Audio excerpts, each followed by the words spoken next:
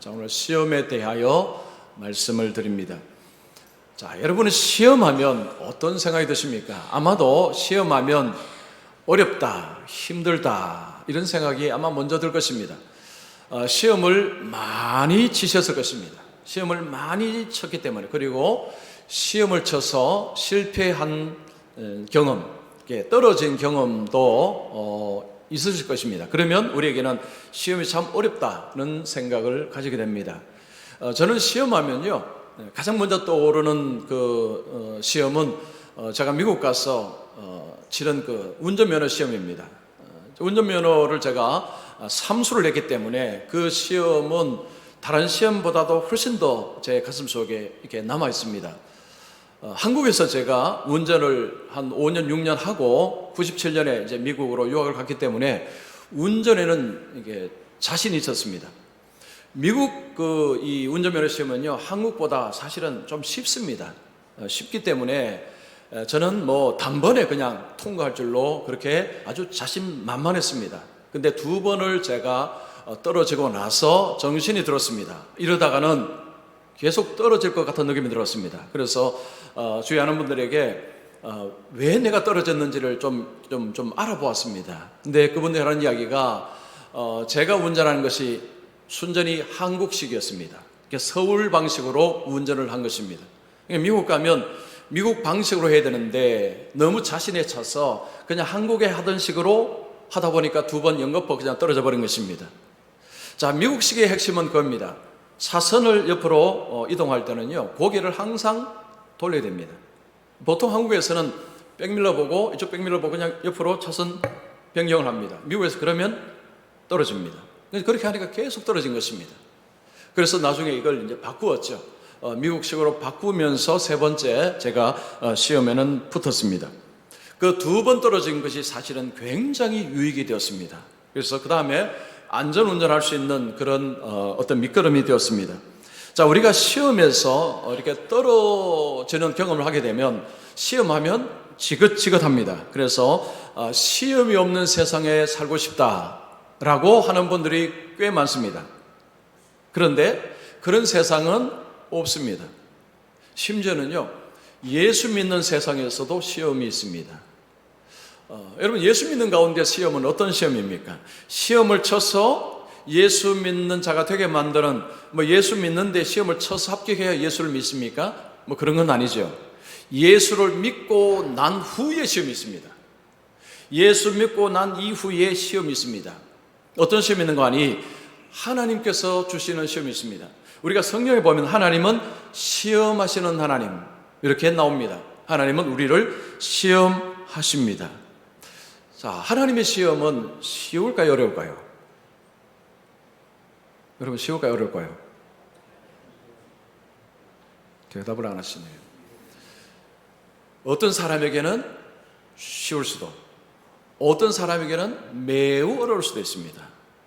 이게 케이스 바이 케이스입니다.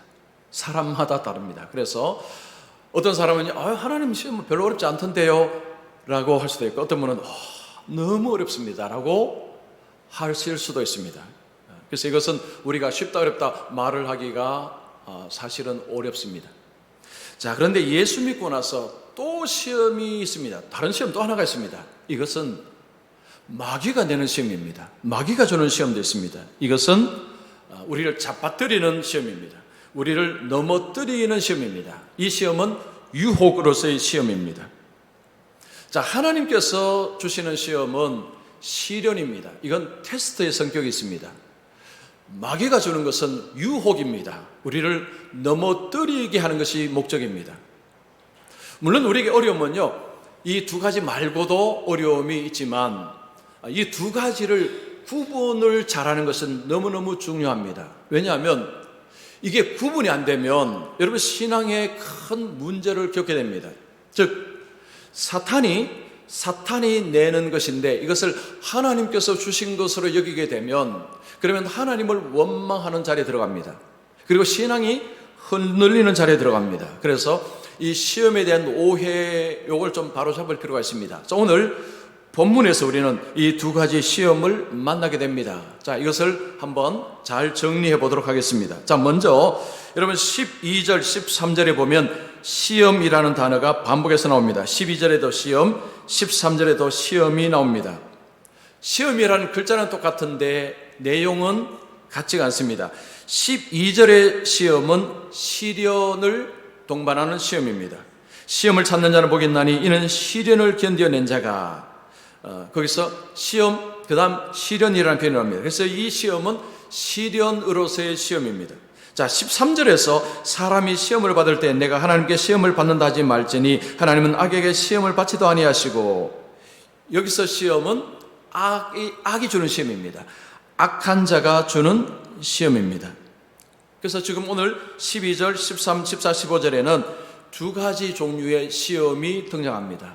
자, 먼저 유혹으로서의 시험을 한번 보겠습니다. 사탄이 주는 시험을 먼저 보고 그 다음에 하나님 주시는 시험을 보도록 하겠습니다. 자, 13절에서 15절은 이 사탄 마귀가 악한 자가 주는 시험을 이야기하는 것입니다. 여러분 13절 다시 보시면 사람이 시험을 받을 때 내가 하나님께 시험을 받는다 하지 말지니 하나님은 악에게 시험을 받지도 아니하시고 신이 아무도 시험하지 아니하시느니라. 자, 이 야고보가 시험을 받을 때 하나님께 시험을 받는다 하지 말아라. 이 시험은 마귀가 주는 시험입니다. 자, 마귀가 주는 시험을 받을 때에 하나님이 내게 시험하셨다, 그런 말 하지 말라는 것입니다. 여기서 시험은 우리를 불행케 만드는 시험입니다. 우리를 넘어뜨리는 시험을 말하는 것입니다. 즉 유혹으로서의 시험입니다. 하나님은 사람을 유혹해서 믿음에서 떨어지게 만드는 일은 하지 않으신다는 이야기입니다. 하나님은 악을 가지고 사람을 시험하시는 그런 분이 아니십니다. 그래서 우리가 이 사탄의 어떤 유혹, 그런 시험을 받고 있을 때 왜 하나님은 자꾸 나에게 시험하시나, 이런 이야기를 해서는 안 된다는 것입니다. 자, 그러면 야고보가 왜 이런 이야기를 했는가, 그 배경을 좀 보겠습니다. 그 당시에 이방인들의 신과는, 신은 선한 면도 있고 악한 면도 있고 이 두 가지를 다 공유한다라고 그들은 생각을 하고 있었습니다. 즉 신은 악한 면도 있고 선한 면도 있다는 것입니다. 즉 신은 악을 행하기도 하고 선을 행하기도 하고 이 양면을 다 가지고 있다라고 이 이방인들이 생각을 하고 있었습니다. 자, 그들이 예수를 믿고 하나님을 믿게 되었을 때 그들 마음속에 하나님도 그런 신으로 여길 수가 있었던 것입니다. 그래서 사탄에게 이런 유혹을 받아서 실패하고 죄를 지은 가운데서 하나님이 나를 시험하셨다, 이렇게 말하는 일들이 일어났다는 것입니다. 야고보는 그게 아니다는 거죠. 그거 아닙니다. 하나님은 그렇게 시험하시는 분이 아니십니다 라고 정리를 해주는 것입니다. 자, 우리가 이 말씀을 들으면요, 바로라는 인물이 이게 좀 떠오릅니다. 바로가 누굽니까? 애굽 왕입니다. 여러분, 바로가 왜 떠오르냐면요, 이런 표현이 있기 때문입니다. 하나님께서 모세에게 하신 말씀인데, 내가 바로의 마음을 완악하게 하고, 나는 하나님을 말합니다. 하나님이 바로의 마음을 악하게 한다는 것입니다. 그래서 불순종하도록 만들겠다라고 하시는 것입니다. 그러면 이 표현은 뭘 의미합니까? 하나님이 사람의 마음을 악하게 해서 불순종하게 만들었다. 그러면 야고보 이야기 좀 다르지 않습니까? 그런데 그 출애굽기에 보면요, 뒤에 또 이런 말씀이 있습니다. 바로가 이때에도 그의 마음을 완강하게 하여, 그러니까 재앙을 받고 나서 시간이 좀 지나자 바로는 자신의 마음을 완강하게 스스로가 했다는 것입니다. 출애굽기에 이 두 가지 표현이요, 번갈아 나옵니다. 하나님이 바로의 마음을 완악하게 하다는 표현이 나오고, 바로가 자신의 마음을 완강하게다, 이 두 표현이 동시에 나옵니다. 그럼 이걸 어떻게 정리를 해야 될 것인가? 여러분, 정리할 수 있는 말씀이 신약에 나옵니다. 자, 로마서 1장 28절이 이걸 정리해 줍니다. 자, 같이 읽습니다. 시작.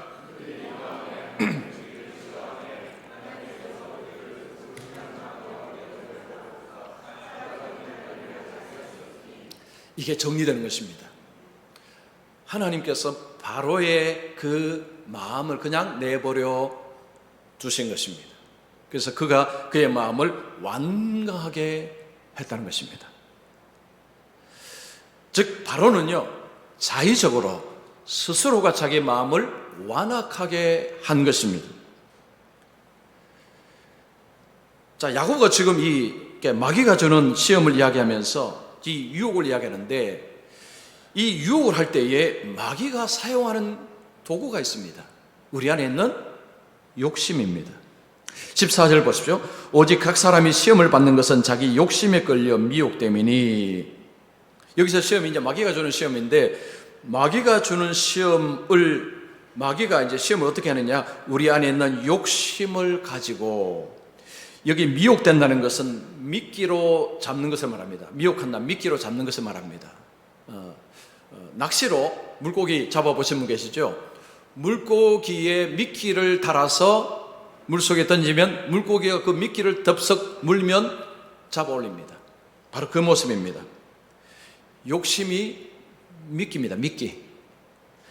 우리 안에 이 욕심을 가지고 사탄은 우리를 유혹한다는 거죠. 우리를 넘어뜨리고 잡아뜨리는 일을 한다는 것입니다. 자, 우리는 다 욕심이 있습니다. 어떤 분은요, 나 욕심 없어요 라는 분이 있는데 그 100% 거짓말입니다. 사람이 욕심이 없이는 못 삽니다. 욕심이 있어야 됩니다. 근데 욕심의 종류가 다르죠. 자, 여기서 말하는 욕심은 어떤 욕심일까요? 세상의 어떤 정욕적인 욕심입니다. 뭐 예를 들면 이런 거죠. 돈에 대한 욕심, 권력에 대한 욕심, 명예에 대한 욕심, 어떤 성적인 쾌락에 대한 욕심, 이런 욕심을 도구로 마귀가 우리를 시험한다는 거죠. 유혹에서 잡아뜨린다는 것입니다. 우리 속에 이 욕심이 우리의 삶을 끌고 가게 될 때, 즉 내 속에 있는 욕심을 따라 사는 것입니다.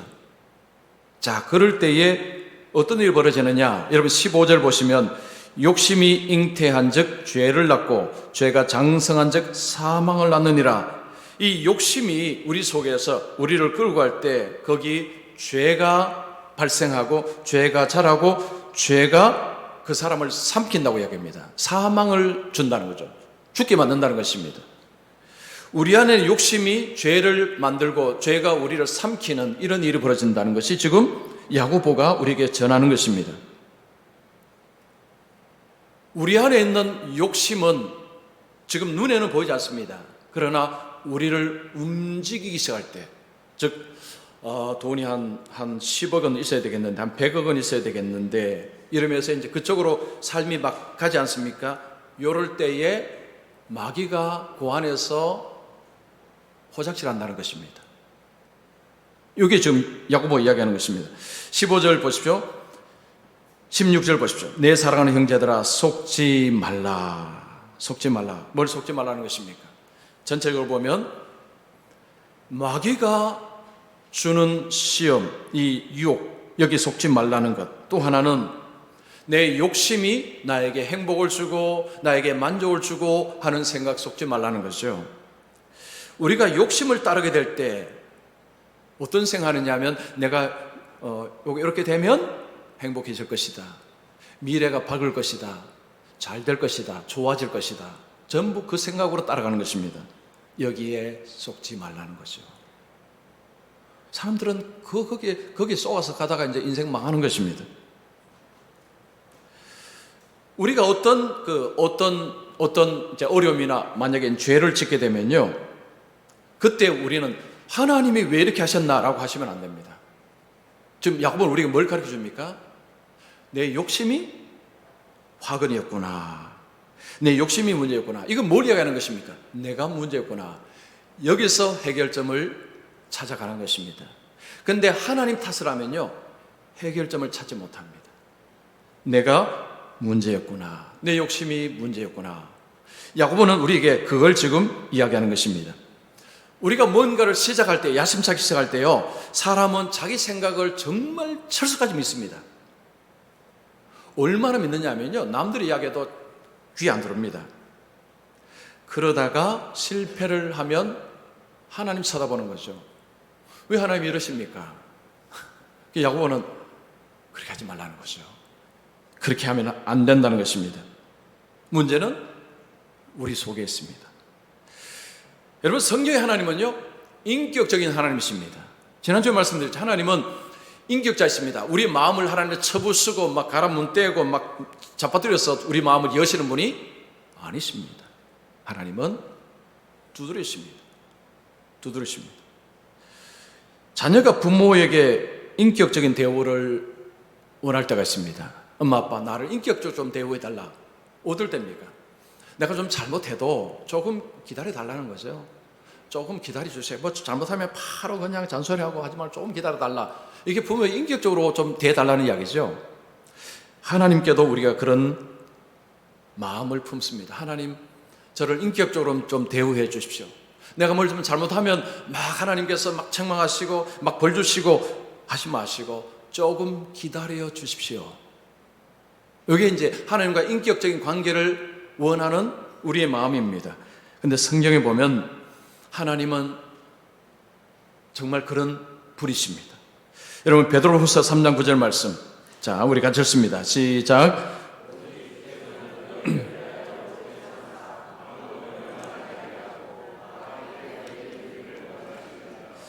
하나님은 우리를 대하여 오래 참으사, 그냥 참으려는 게 아니라 오래 참으사, 하나님은 참고 또 참고 또 참으시는 하나님이시라고 말씀합니다. 그런데 우리는 하나님이 이렇게 해주시기를 원하시면서 또 어떤 말 하느냐 하면, 하나님 그때 좀 개입해 주셔서 좀 막아 주셨으면 좋았을 텐데, 이게 두 개가요, 이게 양극입니다. 그런데 우리는 하나님께 이 양극을 구하고 있어요. 언제는 가만히 계시라고 그러고, 언제는 왜 가만히 계십니까? 라고 하고. 뭐 어쩌란 말입니까? 그죠? 하나님 어쩌란 말입니까? 프랑스의 철학자인 폴 발레리라는 사람이 유명한 말을 했습니다. 생각대로 살지 않으면 사는 대로 생각이 될 것이다. 유명한 말이죠. 생각대로 살지 않으면 사는 대로 생각이 될 것이다. 이게 무슨 말이냐면요, 우리가 분명한 원칙과 기준과 이게 철학이 없으면요, 끌려다닌다는 이야기입니다. 우리의 생각도 세상에 끌려다닙니다. 지금 하나님 좀 인격적으로 대해 주십시오, 좀 참으십시오 해놓고 언젠가는 왜 하나님 가만히 계십니까? 라고 하는 것은요, 이랬다 저랬다는 것입니다. 이게 원칙이 없는 거죠. 우리가 신앙에 정말 이 중요한 것은요, 하나님이 누구신가, 하나님은 어떤 분이신가를 분명히 이렇게 좀 알고 섬는 게 중요합니다. 하나님에 대해서 우리가 이게 분명히 서지 않으면요, 그러면 왔다리 갔다리 그냥 뭐 이렇게 생각했다가 뭐 이렇게 생각했다가 그냥 뭐 중구난방입니다. 사탄이 나를 지금 잡아뜨리는데 하나님께서 하셨다, 이런 일이 벌어진다는 거죠. 그렇게 하지 말라. 지금 야고보가 그 정리를 해주는 것입니다. 자, 그러면 하나님은 어떤 시험을 하실까요? 여러분 12절 보겠습니다.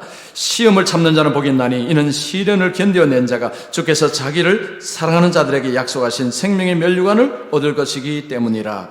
여기서 시험은 시련을 말하는 것입니다. 시련, 다른 말로 하면 이건 테스트입니다. 테스트. 자, 하나님이 테스트 하시는 것입니다. 어떤 시험은 하나님이 우리를 테스트하는 시험이 있다는 거죠. 이것은 목적이 우리를 세우기 위함입니다. 우리를 넘어뜨리기 위한 것이 아니라 우리의 믿음을 더 견고하게 세우기 위해서 하나님이 우리에게 이런 시험을 주실 때가 있다는 것입니다. 자, 이 시험이 왔을 때 어떻게 하라고 합니까?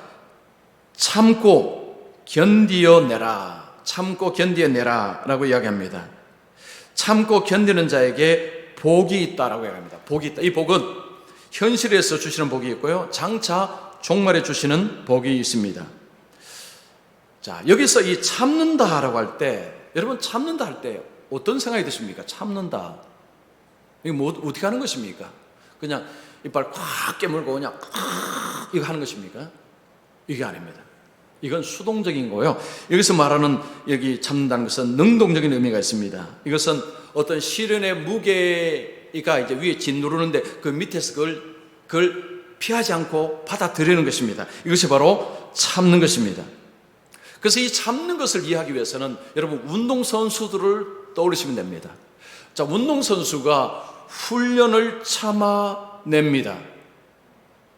그들은 뭘 위해서 참아냅니까? 목표가 있습니다.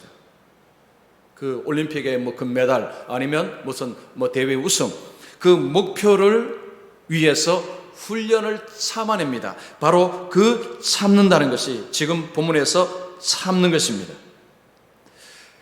이 참는 자에게 장차 어떤 복을 준다고 이야기합니까? 생명의 면류관을 얻을 것이기 때문이라. 그래서 이 참는 자는요, 마치 운동선수가 그 올림픽의 메달을 바라보면서 훈련을 참는 것처럼 하나님께서도 시험을 주실 때에 하나님이 주실 상을 생각하고 참는다는 것입니다.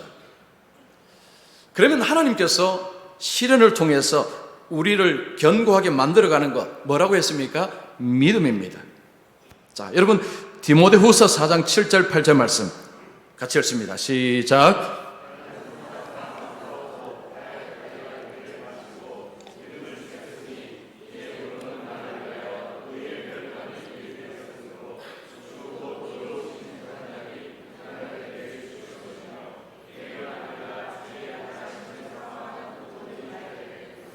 여기 보면 의의 면류관을 주신다고 얘기했죠. 오늘 본문에서 생명의 면류관 같은 의미입니다. 자, 그런데 누구에게 준다고요? 믿음을 지켰으니. 자, 믿음을 지킨 자에게 하나님께서 종말에 주시는 상이 있다고 이야기합니다. 이것이 의의 면류관, 생명의 면류관입니다. 똑같은 복이죠. 자, 이 면류관이 뭘까요? 면류관. 우리는 면류관 하면 옛날에 이렇게 왕들이 썼던 그 금면류관 이걸 많이 생각하는데 그게 아니고요. 그 당시 올림픽이나 경기를 끝나고 나서 우승한 자에게 쓰는 월계관, 이게 말하는 여기서 말하는 이 면류관의 의미입니다. 그 월계관을 쓴다는 것은 엄청나게 영광스러운 것입니다.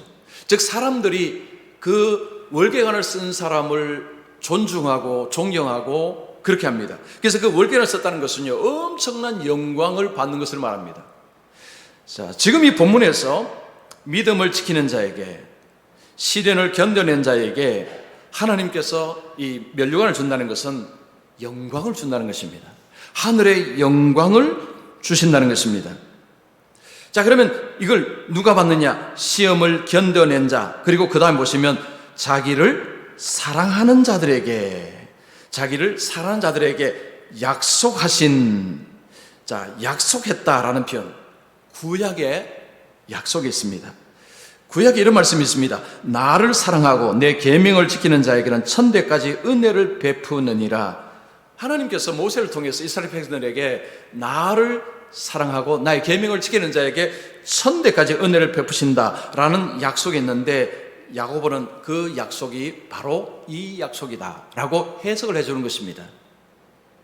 하나님을 사랑하는 자에게 하나님은 천대 은혜, 이게 뭐냐 하면 생명의 면류관, 하늘의 영광을 주겠다라고 약속하셨는데 그 약속이 바로 여러분들에게 해당됩니다 라고 이야기하는 거죠. 그 여러분이 누굽니까? 시험을 참고 견디어내는 사람, 하나님을 사랑하는 사람, 이 사람의 것입니다 라고 이야기하는 것입니다.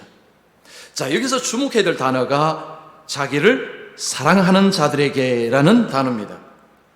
시련이 올 때에 누가 시련을 이겨낼 수 있느냐? 하나님을 사랑하는 자라는 것입니다. 여러분 신앙생활 하면서요, 목적이 다 다를 수 있습니다. 어떤 사람은 이 땅에서 잘 되기 위해서, 이 땅에서 좋은 것을 받기 위해서 신앙생활 하시는 분도 있습니다. 헌금하고 예배하고 뭐 봉사할 때 뭔가를 기대하는 거죠. 자, 그러나 어떤 사람은 하나님을 사랑함으로 예배합니다. 하나님을 사랑함으로 봉사합니다. 하나님을 사랑함으로 헌금합니다. 똑같이 예배를 드리고 똑같이 신앙생활을 하지만 목적이 다를 수 있습니다. 제일 위험한 사람이 누구냐 하면 거래적으로 신앙생활을 하는 것입니다. 내가 이렇게 하면 잘 될 것이다. 이렇게 하면 복 받을 것이다. 이렇게 하면서 신앙생활을 하다가 시련을 겪게 되면 흔들립니다. 여러분, 코로나 시대에 교회마다 20%, 뭐 30%까지 교인들이 이제 수가 다 줄었습니다. 안 준 교회도 있지만 거의 대부분 다 줄었습니다. 우리 교도 마찬가지입니다. 그분들 어디 가셨을까요? 교회들마다 목회자들이 다 이제는 그분들 돌아오지 않는다고 이야기합니다. 이게 현실이 되었습니다. 하나님을 섬길 때 이런저런 시련이 왔을 때에 그 시련을 견뎌서 나가야 되는데, 그러려면 우리에게 정말 필요한 것이 하나님을 사랑함으로 섬겨야 됩니다. 여러분, 하나님을 사랑한다는 것이 이게요, 우리의 본능하고는 전혀 반대됩니다. 여러분, 사랑한다는 것 자체가요, 이게 쉬운 게 아닙니다. 근데 보이지 않는 하나님은요, 이게 하나님을 사랑한다, 이거 말로 되는 게 아닙니다. 사랑은 이게 전념성이 있습니다. 그러니까 사랑은요, 사랑을 이렇게 많이 받으면, 사랑을 풍성하게 받으면 사람을 사랑하는, 그 나를 사랑하는 대상을 향한 사랑의 마음이 싹 틉니다. 사랑은 이게 전념성이 있습니다. 하나님께서 나를 사랑하는지를 모르게 되면요, 내가 하나님을 사랑할 수 있느냐? 불가능합니다. 못합니다. 그래서 우리가 하나님을 사랑하기 위해서는 하나님이 나를 사랑한다는 것을 알아야 됩니다. 이걸 알기 위해서 어떻게 해야 됩니까? 말씀을 봐야 됩니다. 말씀을 묵상해야 됩니다. 그 말씀을 통해서 하나님이 무슨 일을 하셨는지, 하나님이 세상을 이처럼 사랑하사 독생자를 주셨으니, 이런 말씀들이 성경에 있습니다. 하나님께서 나를 사랑하셔서 예수님이 이 땅에 오셨구나, 내 죄를 용서해 주셨구나.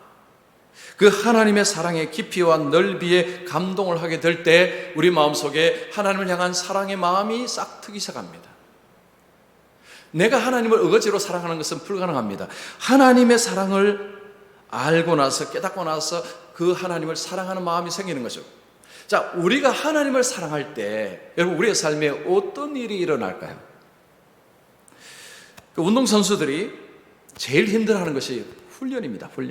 이 훈련의 강도가 얼마나 강한지 모릅니다. 올림픽에 뭐 금메달이 아니면 큰 대회에 우승을 준비하는 그 선수들의 훈련 강도가 어마어마합니다. 그렇게 훈련하는 이유가 무엇입니까? 신체 능력을 키우기 위해서입니다. 그래서 만약에 역기를 한 100kg 처음에 들었다면 이걸 계속 늘려가는 거죠. 120, 140, 160, 200으로 자꾸 늘려가는 것입니다. 그래서 신체 능력, 근육량을 계속해서 키워가는 것입니다. 그런데 이게요, 한계가 있습니다. 그게 계속해서 간다는 것은 원천적으로 어렵습니다. 그래서 선수들에게 치명적인 유혹이 뭐냐 하면 약물입니다. 약물. 그 선수들에게 약물은요, 치명적인 유혹입니다. 그래서 약물에 손을 대고 복용하는 경우가 있습니다. 그 약물은, 우리가 생각할 때 약물은요, 이 신체의 어떤 근육량을 단번에 이렇게 확장시켜주고 향상시켜주는 이런 효과가 있다는 것을 우리는 알고 있습니다. 그런데 또 다른 이유가 있다고 합니다. 제가 어떤 책을 보니까요, 이 약물이 단지 신체의 어떤 이 능력만 키우는 게 아니고 또 다른 작용을 한다고 합니다. 그게 뭐냐니까 기분을 업시킨다고 합니다. 이 약물을 먹게 되면요, 기분이 업돼 갖고요, 행복감이 갑자기 막 충만해져서 이 혹독한 훈련을 받을 수 있도록 만들어 버린다고 합니다. 그 정도 되면 이게 힘든데, 아이고 어려운데 라고 생각했다. 그 약물이 들어가면 기분이 좋아져 갖고 능히 그 훈련을 받아낸답니다. 그리고 목표를 더 상향 조정한답니다. 내가 더 큰 훈련도 받을 수 있다 하고 훈련을 적극적으로 임하게 된다는 것입니다. 이게 약물의 힘이라고 이야기합니다. 자, 여기서요, 우리가 중요한 것 하나를 배울 수 있습니다. 이 훈련이라는 것은 어차피 어렵습니다. 누구에게는 어렵습니다. 그런데 이 훈련을 누가 감당하느냐? 바로 그거죠. 마음의 기쁨과 이런 즐거움과 행복감, 이런 걸 가지고 있는 사람이 훈련을 임하는데 훨씬 더 능동적으로 임하더라는 것입니다. 즉 쉽게 자빠지지 않는다는 것입니다. 자, 어떤 그 대학의 심리학 교수는요, 제자들이 군대 갈 때 이제 훈련을 받아야 되니까요, 이런 그 제안을 한다고 합니다. 너희들 헬스장에 가서 몸 만들고 그거 하지 마라. 그거 아무 쓸데없다. 그냥 친구들하고 가족들하고 재밌게 지내다가 그리고 군대 가라. 이게 도움이 된다. 그런 조언을 한다고 합니다. 그럼 나중에 제자들이 이제 중간에 휴가 받고 와서는요, 아, 교수님 말씀이 맞았습니다. 군대 가기 전에 이제 친구들하고 가족들하고 막 이렇게 행복하게 시행하고 지냈는데 이게 훈련을 받는데 도움이 되었다는 거죠. 자, 우리가 어떤 어려움을 만날 때, 이런 어떤 시험을 만나게 될 때, 그 시험 자체는 우리가 다 사실 원하지 않는 것입니다. 그런데 뭐 어떻게 피할 수 없는 시험들이 있습니다. 그런데 그 시험에서 어떤 사람은 잡아집니다. 어떤 사람은 그 시험에서 이제 이게 낙오되는 거죠. 자, 어떤 사람은 그 시험을 뚫고 나갑니다. 자, 이럴 때에 우리에게 진짜 필요한 게 뭐냐면 평소에 우리가 주님 안에서 기쁘고 즐겁게 주님을 믿는 게 이게 엄청나게 중요한 것입니다.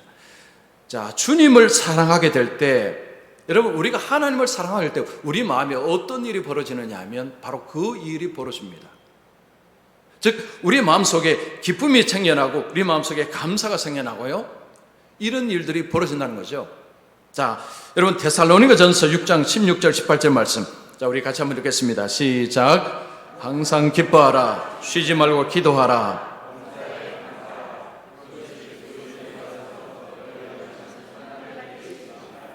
여러분, 하나님께서 우리에게 원하시는 뜻이 뭐라고 이야기합니까? 항상 기뻐하는 것. 만약에 이 말씀이요, 항상 괴로워하라, 항상 슬퍼하라, 이것이 그리스도 예수 안에서 너희를 하나님 뜻이다, 이러면 머리 아플 뻔했습니다. 그런데 뭐라고 이야기합니까? 하나님은 우리에게 항상 기뻐하라, 항상 감사하라, 이게 하나님의 뜻이랍니다. 이게 무슨 말입니까? 우리에게 그렇게 살기를 원하시고, 그리고 살도록 하나님 우리를 도우신다는 이야기죠. 어떻게 도우십니까? 은혜를 팍팍 주심을 통해서.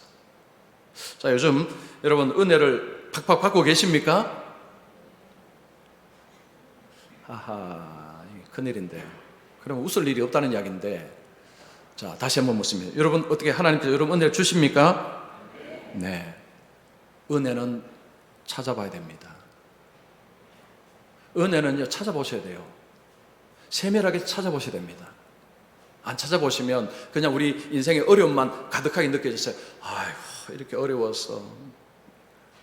그럼 맨날 한숨 쉽니다. 은혜는 찾아보셔야 돼요. 하나님이 우리 가정에, 내 속에 하나님의 어떤 은혜를 이렇게 자꾸 찾아보셔야 됩니다. 그러면 우리가 어떤 근심, 걱정이 오다가도요, 하나님의 은혜를 우리가 알게 되면요, 근심, 걱정에서 벗어날 수가 있습니다. 항상 기뻐하라, 범사에 감사하라. 하나님 우리에게 아무것도 안 해주시고 그냥 어거지로 하라고 했으면 얼마나 힘들겠습니까? 그런데 제가 아는 하나님은 그렇지 않습니다. 하나님은 아무것도 안 해주시고, 야, 너 그렇게 살지 마, 기뻐해, 그냥 감사해, 이런 하나님이 아니라는 거죠.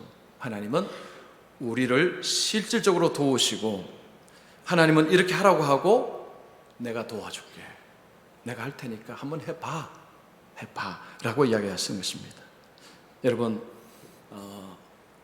때로는 사람이 뭐 슬플 때도 있죠. 눈물 질 때도 있습니다. 뭐 그럴 때는 그렇게 해야 됩니다. 그러나 그렇지 않을 때는 웃어야 됩니다. 여러분, 웃어야 돼요.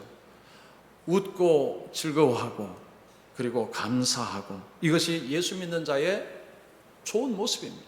여러분, 교회에 오셔서 다 우거지상하고 있으면요, 전도가 하나도 안 됩니다. 누가 교회에 오겠습니까? 예수 믿는 생각 누가 하겠습니까? 우리가 기뻐하고 감사하고 즐거워할 때, 우리가요, 이런 삶을 살아갈 때 환난과 이런 것들이 올 때에 그 환난을 견뎌낼 수 있는 힘이 된다는 거죠. 운동선수들이 그 엄청난 훈련 앞에서 그 메달을 생각하고 이걸 참고 나가는 것입니다. 그날 메달 받을 때 그 기쁨을 생각하고 이제 참고 나가고, 자, 우리가 이 하나님께 주실 상을 생각하고 오늘 우리가 기뻐하고 감사하고 주님이 주신 은혜 생각하고 감사하고 이런 삶을 살아갈 때 여러분 세상에서 예수 믿는 자가 와 뭔가 모르는데 뭔가 참 좋은 것 같다. 요즘 살 재미가 없는데 교회 가니까 사람들이 참 웃으니까 참 이거 뭔가 여기가 뭔가 있는가 보다. 뭐 이러지 않겠습니까? 그래서 여러분은 잘 웃으시고 즐거워하시고 기뻐하시고 그렇게 하셔서 하나님 주신 어떤 시험이 있을지라 그 시험을 잘 인내하시고 잘 참아내셔서 우리 하나님이 주시는 영광스러운 그 복을 받아 누리시기를 축원합니다.